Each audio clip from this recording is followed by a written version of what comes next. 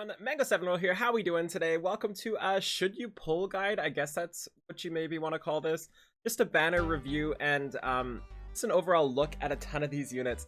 So just to warn you guys, there is a lot of stuff going on with this banner and a lot of different reasonings to build different things and a lot of stuff to look over. So this might be a long video, I guess we'll see. And hopefully you get an idea of whether or not you should spend your Wyrmite or wait for a more specifically limited banner. So first things first, we have our 5-star new character, the Suave Lithomaster. That is Navid. Navid looks amazing. His visuals are just stunning. His skills look fantastic as well. Honestly, that's like my #1 reason to build things in this game. He also has a huge amount of strength and a pretty decent HP pool as well. His skills I haven't tested out, and again, I don't really have testing on these units. I just have theoreticals at this point, so I'm sorry if I may be wrong here. But his skills look amazing. So let's read Radiant Bauble first, since it's the important one. It activates Crystalline Blades buffed, which is pretty sweet, which increases the user's defense by 15% for 10 seconds and enhances the skill's Crystalline Blades. This can be stacked up to 5 times, so this is really cool. It doesn't do a direct amount of damage. It kind of buffs him. It's kind of weird to have that on an attacking. Honestly, I don't even know if he's attack. Yeah, he is attack. Okay. Kind of weird to have that, but you do get the damage back in Crystalline Blades. You see in Crystalline Blades here, it shoots flame relative to the number of times Radiant Bauble has been used. For stuff like raid battles, for stuff like big boss battles like HMS, for example, the longer the fight goes, the more damage this guy is going to do, and I have to imagine he's going to do a lot. As for his weapons and everything, his abilities, he's got Slayer Strength, possibly the best co-ability. He's got Sleep Resistance, which is kind of amazing for the raid, but you don't need it for the raid, so it's kind of would be better as Stun Resist, but it is what it is. And he has Skill Prep 100%, which is obviously one of the best things you can get as well. And Dragon Haste, another one of those things that's bonkers. So this guy, I think, is probably going to be one of the best 5-star DPS. I'm not entirely sure, but I feel like he will be. Unfortunately, again, it is Sleep Resistance instead of Stun Resistance. That is way more relevant at this time. If you have Ezaleth or you have something like that, you know, you don't need to pull for this. I don't think it's going to make too much of a big deal, but if you love the character, then definitely worth trying to get. Next up is someone I'm very confused about, and this is Sinoa. She's my favorite designed character of the banner, and possibly one of my favorite characters, period. She's an intrepid scholar. I did pull her last night, spoiler alert. By the way, there's a summon video in the description below. Please watch that if you want to see whether or not you should summon, because that may sway you one way or the other.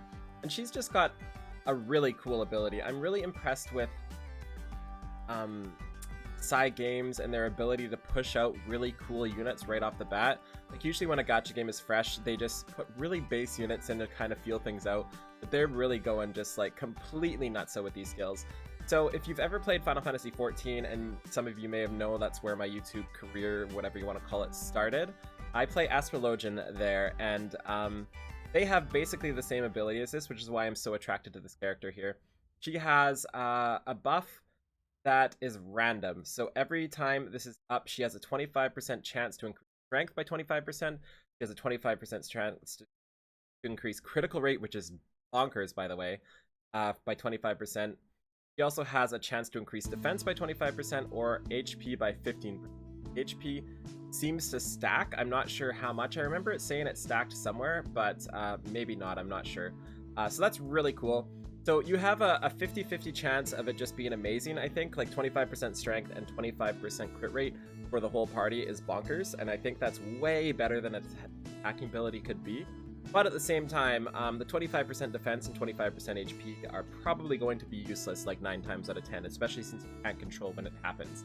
Her second one is a targeted AoE, kind of like the 5-star tier 2 Welkin wand. It targets a target and then AoEs around it, which is a really cool build. I really like when ranged units have ranged abilities.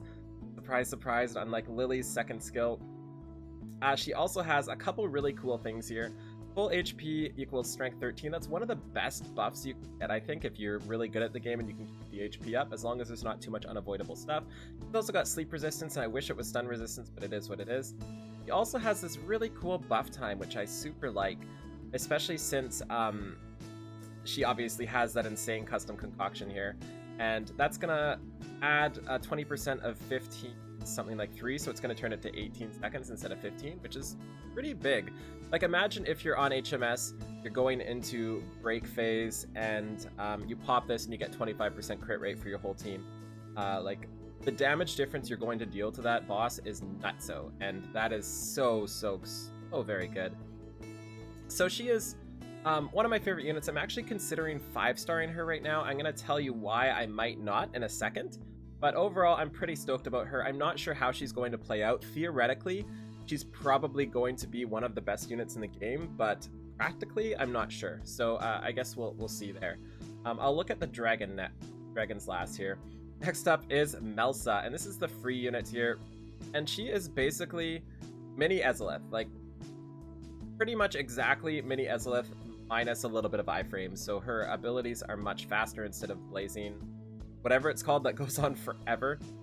So depending on if you like the low animation time abilities or the long animation ones, I personally prefer the long one because I like to put my controller down and read Twitch chat. But that's probably just me.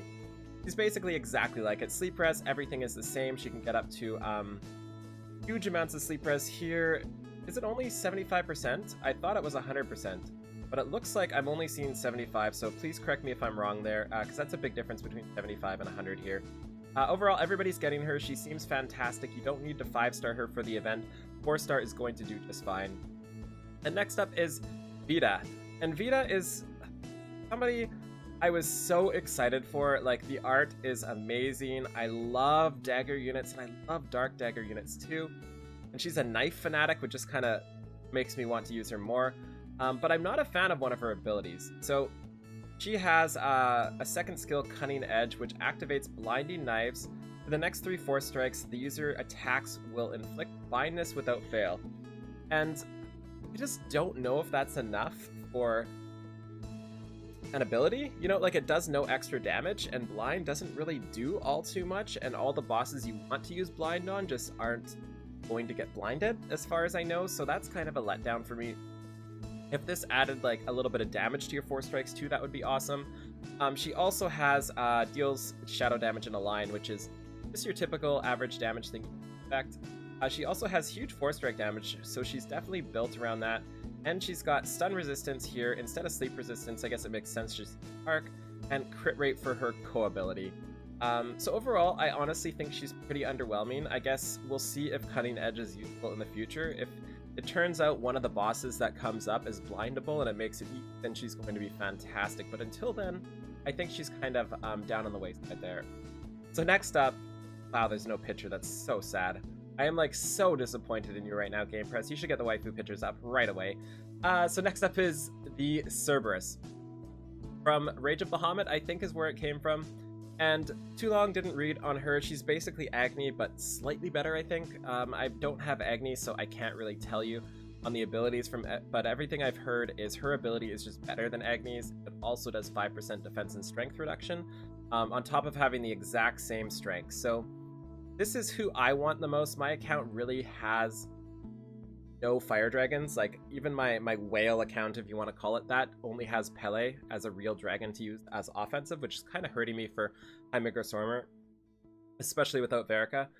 So this is one I want, and this is what makes this banner worth it to me, specifically Cerberus. Not only does her design look fantastic, honestly, I said this in my summon video, but when I saw this game, I said many times over, at least I'm not going to be wailing for dragons, because who cares about dragons? Little did I know they would be making stuff like Jeanne d'Arc and Phoenix and Cerberus and making waifu dragons. I mean, I should have known, but still. Anyways, if you do not have Agni, I think it's worth pulling just for her. That's the way I see it right now, because a fire dragon like Agni is so impressive and so good in the current state of the game, especially for this event, and Stormer. It just makes the difference of being able to kill HMS and not being able to kill it. And again, this is not for everybody, because if you're not at the very, very, very end of the game in terms of tier, in terms of your player level, your whatever you want to call it, then that probably doesn't matter to you. And Pele's probably going to work just fine. And these are not limited units, so that does make a difference there. But for somebody like me, like, I just need something like this. Like, I'm really lucky with my summons, but I'm not lucky where it matters, if that makes sense. And I'm not trying to complain about my summons. I just want to be able to do the content, you know? And I just want to be able to not have to invest super hugely in units I'm not really a fan of. So this is why I want Cerberus. I think she will enable a lot to me, and I think she is possibly the best dragon in the game now. I'm not sure. And before you go whining about power creep or anything, it's side grade. Like, it's very, very, very marginally better. And this is the perfect type of unit they should be adding. Either somebody very, very marginally better or very, very marginally worse. Either way works. Just a bunch of characters around the same unit. So somebody like me can choose to either use the big bad bulky Dragon of Doom or the cute little Dragon Lolly of Fire, you know, like whatever you want to call it. And decisions like that are great, especially when there's no real discernible difference between the two. Like, I really don't think anybody would ever notice a difference outside of Agni's skill, because Agni is kind of an unfortunate skill. So there is that. And next up, this one you can kind of complain about, even though it's free. This is Sylvia, and Sylvia has probably my favorite design of any dragon, and I do mean like actual dragons, not Jeanne d'Arc. I just love the design so much, but unfortunately not very good. 30% win HP. This is going to be the one you get for free. I was really hoping to get an upgrade on my alt for Wind Dragons, but it is what it is. I have not used their ability yet. I did get it right away, but just very underwhelming dragon, as with Pele. I think it's actually worse than Pele, to be honest. So that's the characters and the dragons. Let's take a look at that last. Take a look at the waypoints here. The waypoints, the wyrmprints. I've got Path of Exile on the mind here. So this one is Skill Haze. So I think this is fantastic. I don't actually know which buffs are the best in this game, but HP equals 70% plus and strength, and Skill Haze seems like a fantastic combo. So I honestly think this wyrmprint right here, Jewels of the Sun, is maybe the best damage dealing one. Again, not entirely sure, but strength is just so good of a stat. I can't imagine much being better than this. And as for Cleo's Ruse, it honestly looks like the best healing wyrmprint right now.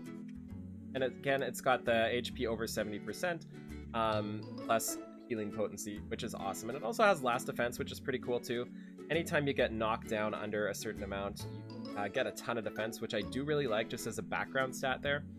Really cool. The only problem is you're going to proc that right away on Wyrmprint, and it's going to be useless the whole fight, which is kind of sad. So there is that. I do think this is the best healing wyrmprint. I might be wrong. I think it's better than Auspex's Prayer and all the other ones. So that's everything. I know a lot of that was just reading off a website. Hopefully I gave some insight while I was doing this. So some things I want to mention here. Navid looks probably to be one of the best DPS in the game. Sinoa looks to be one of the best supports, or if not the best support. I'm not sure in practice. Somebody can probably do the math and figure it out, but I personally love her to death. And also, side note, I love the Atelier series, and she's basically one of the main characters of Atelier. Like, she blows stuff up all the time. She, her habit is looking at a clock. Melsa is an insanely amazing free Ezaleth. Vida looks underwhelming, but we'll have to see. Cerberus is probably the best dragon in the game, just by very slight amounts. It's still amazing, and the 2 5-star wyrmprints are fantastic as well. So on to should you pull. I personally think yes, but only if you don't have Agni. If you don't have Agni, then it's probably worth trying to pull for Cerberus here, especially if you're pushing for Wyrmprint as one of your endgame goals right now. But if you do, I would probably just skip it, unless you really, really want Cerberus, which I super understand that. And as for me, I pulled already. You can see my summons in the description below, and I'm going to keep pulling, unfortunately. And I'm probably going to be 5-starring Sinoa at this point. I just love her build. I love her skills and everything. And the reason why I might not is because of this right here. This Terranigmus. And this kind of really upsets me that this is how they dealt with weapons in this game. Because the 5-star Fire Wand, which is something I will have to make on her, is just an abomination. Like, just an actual abomination. All it does is restore HP. And the problem with this, it takes so darn long to charge it up that it's never up. Like, my Luca had this on his ability, on his 4-star light bow, and it took like the entire quest of the Pumpkin that up once, and it healed for like 200. So this is not terrible with Sinoa, because Sinoa has full HP, 13% strength, so you can try to get your HP up, but honestly, like, you're never going to be able to push it up to full HP. I'm not sure how much this heals for, but it's just not gonna be enough, which is really, really sad. Especially with how much this cost, 2.25 million to make it. I'm just kind of upset about this, because if this was a better wand, if this was a strength buff or a defense buff or anything, a damage ability, literally anything but a heal, I would be going all in on right now.